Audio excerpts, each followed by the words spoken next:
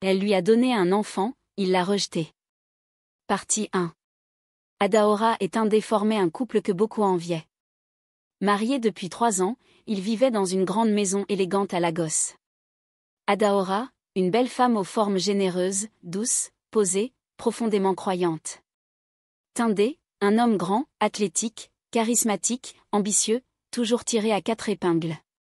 Tous deux travaillaient dur et semblaient avoir tout ce dont un couple pouvait rêver. Tout, sauf un enfant. Depuis le début de leur mariage, Tindé parlait souvent de son désir d'être père. C'était plus qu'un rêve, c'était une obsession. Il en parlait à tout moment, avec insistance.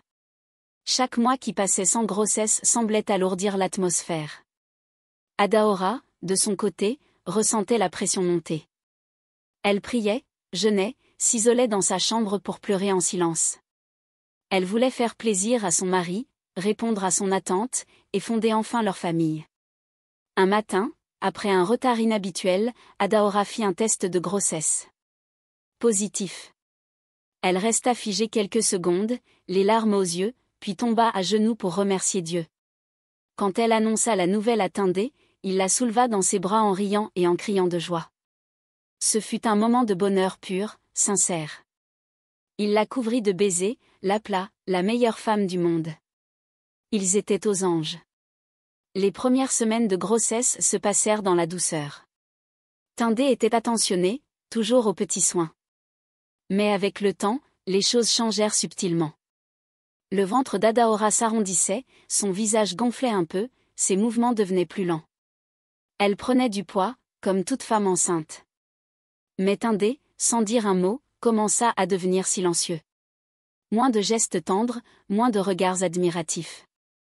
Il sortait plus souvent, restait tard au travail, prétendait être fatigué. Adaora faisait des efforts. Elle essayait de rester élégante, de sourire, de le soutenir.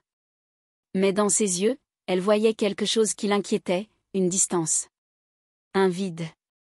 Elle se demandait si elle devenait paranoïaque, si c'était juste le stress ou les hormones.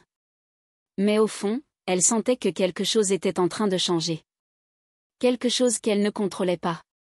Un soir, alors qu'elle pliait des vêtements de bébé, Adaora tomba sur une ancienne photo de leur mariage. Elle y était resplendissante, fine, joyeuse, rayonnante.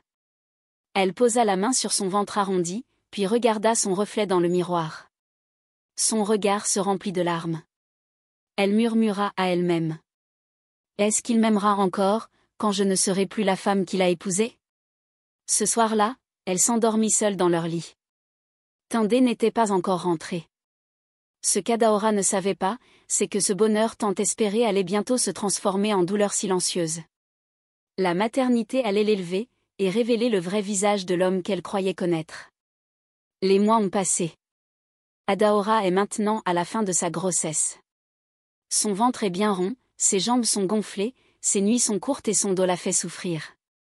Malgré tout, elle garde la foi et continue de prendre soin de son foyer. Elle cuisine, nettoie, prie, et surtout, elle sourit. Pour elle, pour le bébé, pour son mari. Tindé, lui, n'est plus le même. Il est devenu silencieux, distant. Il passe ses journées au travail et ses soirées dehors, prétendant qu'il a des rendez-vous professionnels. Quand il rentre, il s'enferme dans la chambre d'amis ou s'endort sans un mot. Il ne regarde plus Adaora comme avant. Il ne touche plus son ventre. Il n'a même plus de geste de tendresse. Un jour, alors qu'elle essaie une robe devant le miroir, Adaora surprend le regard de Tindé derrière elle. Il la fixe, mais ce n'est pas un regard d'amour. C'est un regard froid, presque dégoûté. Il détourne rapidement les yeux et sort sans rien dire. Adaora reste debout, paralysée. Elle comprend. Il ne la trouve plus belle. Quelques semaines plus tard, Adaora donne naissance à une petite fille magnifique. Tindé est présent à l'accouchement. Il pleure en tenant sa fille dans les bras. Ce jour-là, il semble heureux, fier, comblé. Adaora pense que tout va s'arranger maintenant. Elle a donné ce qu'il voulait.